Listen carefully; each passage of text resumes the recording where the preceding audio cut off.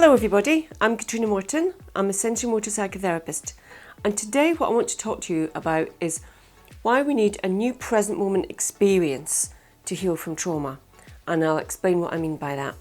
But before we get started, if you're enjoying these videos, then could you like and subscribe to our channel, because it really helps us get our message out and help more of you.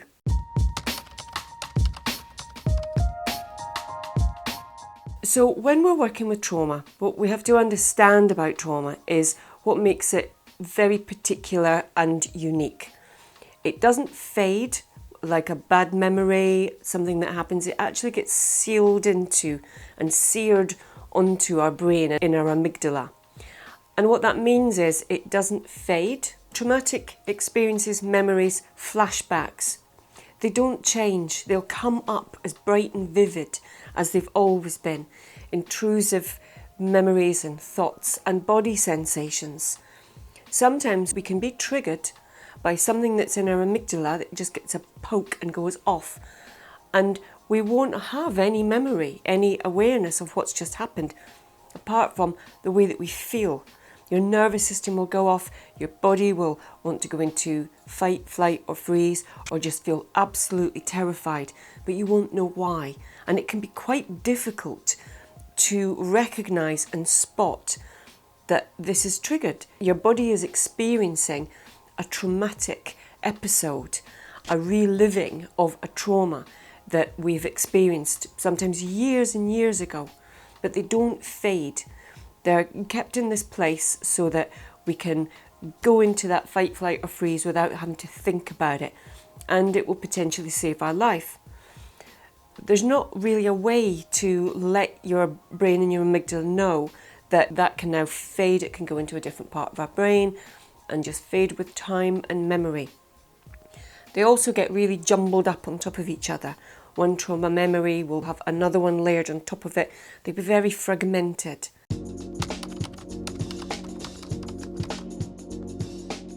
If we're going to do work with trauma, we have to understand that about it. It's really important that if it hasn't faded by now, it's not going to fade. Sometimes we only get fragments of an image in a flashback, but boy, do we feel it through our whole nervous system, and it affects everything in that present moment. And it can take quite a while for that to calm down, for our regulation system to return to normal. And it can make us feel really vulnerable out there. You know, if that's going to happen again, we don't know what set it off. And so it can make going out into the world, communicating with people, going to events, just being out there sometimes really difficult, feel really risky, and make us feel very vulnerable and uncertain of ourselves.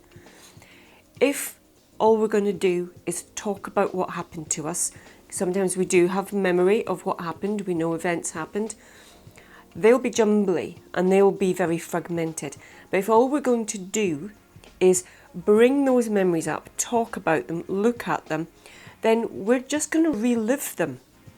And they're not going to fade. Talking about them and experiencing them over and over again, it doesn't make them fade and go away. Otherwise, that would have happened with all your flashbacks that are coming up. You're seeing these images hundreds and hundreds of times.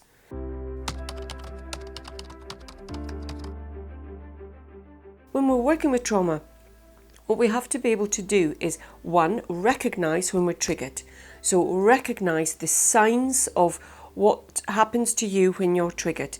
Now, for some people, it's that things in the room start going really blurry, or they lose a bit of focus, or they get super hyper vigilant and their eyes can't focus on anything. Some people start feeling really dizzy, lightheaded, or just a bit removed from the room. I don't really feel like I'm here.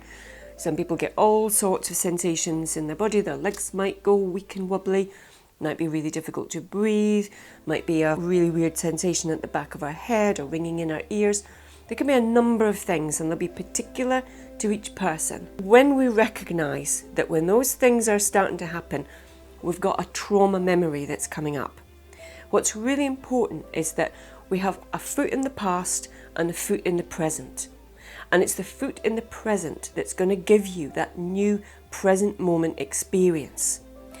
And what we don't want to do is just be completely overwhelmed and, fall down, go out of our window of tolerance in this memory. We want to go to the edges of it so that we can have the beginnings or some elements of the way that the trauma affects our body and be able to have a different outcome. And that can look like, if we always go into a freeze, then when we feel ourselves the beginnings of the freeze and understand what's happening, either the bit of memory that's coming up or just the body sensations that are telling you that this is triggered.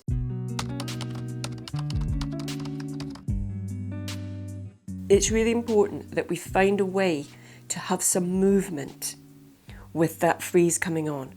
Often it's over the top half of the body, the shoulders, the upper arms, the breath. Everything will go very, very, very still and the rest will follow. If you can recognise that starting to happen, then what I encourage people to do is let's find a part of the body that can move. Are you able to move your feet? Just put all your attention and all your awareness into moving your feet. So you've got the awareness of this, but you've got a new present moment experience. Yes, I can move. Does that feel like it's helpful? And if it's helpful, it'll be because other parts of the body are starting to join in. Oh, now my hands are starting to join in. Oh, and I can feel my head starting to come a little bit loose. And everything will just begin to unfreeze itself. When we can keep doing that, going a little bit further into the memory and having a new present moment experience, if we can have a feeling of strength, so we're looking at something that's happening that we know will take us down, take all the strength from our body and leave us feeling really weak, small and vulnerable. Well, when we look at that memory, when we look at a fragment of it, can we get some strength into the body? Can you push your hands together? Can you pull them together? Can you get a bit of resistance going with your arms and your legs? How can you get that sense of strength so that you can help the body not be taken down by the trauma, but have that as a present moment experience? And when we can have these things, instead of it just being flashback, body sensation, going into our fight, flight and freeze, being completely taken over, disappearing, dissociating, not being present, literally just leaving the room, then we've got a new neural pathway. When we prevent that happening or completing a movement that wasn't able to be complete, if we were never able to put up a defence, what's it like now as you make that movement and make that defensive move, whether it's with your arms or your feet? If that need to really push something away, then sometimes I'll offer the client some resistance. If I put a cushion against there and push and allow you to do that pushing away, what's it like now when we go back into the memory? Because if we've completed something or done something in the present moment experience while we're aware of the affect that the trauma is trying to have on our body or is having on our body, and then we can have a movement that would not have been possible at the time, maybe even dangerous, but just absolutely not possible, then it can really help us heal from that trauma memory. So instead of it making us feel like we're weak and vulnerable and small and defenseless, that we've now got a defense. And when we can walk closer and closer towards our trauma memories, and the body will tell you what the imprint is like that it's been left with by the way that it's affected. And if you know that you shrink and you get really small and want to just disappear, then you know that even things like, well, just being able to make an out breath in that moment, have something that goes out instead of everything coming in. If everything's coming in, then can you add a bit of strength into it and really make it like, okay, I'm going to squish myself smaller. And then you're able to, when you release it, actually take up a bit more space. Whatever resources help in those moments, those are the ones to use. And so when people are out and about and they notice that either they're starting to dissociate or they're triggered, they've got the signs of the triggered, you can have a little checklist of what happens to me when I either begin to dissociate or I'm triggered. Do a little bit of a check and use some of the resources. Okay, I need to find some strength, or I need to find a bit of support. I need to be able to put my back against something and push against it.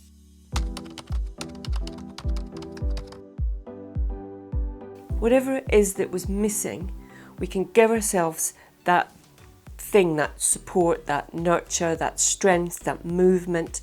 So we have a new neural pathway, a new experience in that moment, and it's that really helps us heal from the trauma, so that we have an understanding and we're putting into place the things that were missing and not possible at the time.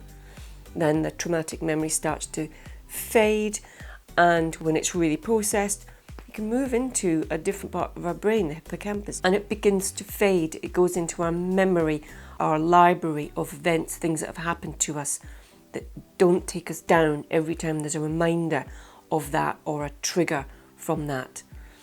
And you know, it can take time, but every little step can make a massive, massive big difference.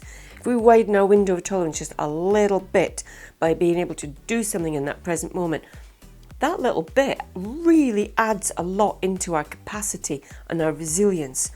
And that will just naturally make us feel a bit more in control, a bit more together, a little less defenceless when we go out and about, and it makes being out easier. So I hope that's helpful. I hope it makes sense. If you've got any questions, then just send them to us and we'll answer them. And again, don't forget to like and subscribe to our channel because it really helps us. And I'll see you again soon. Okay, bye.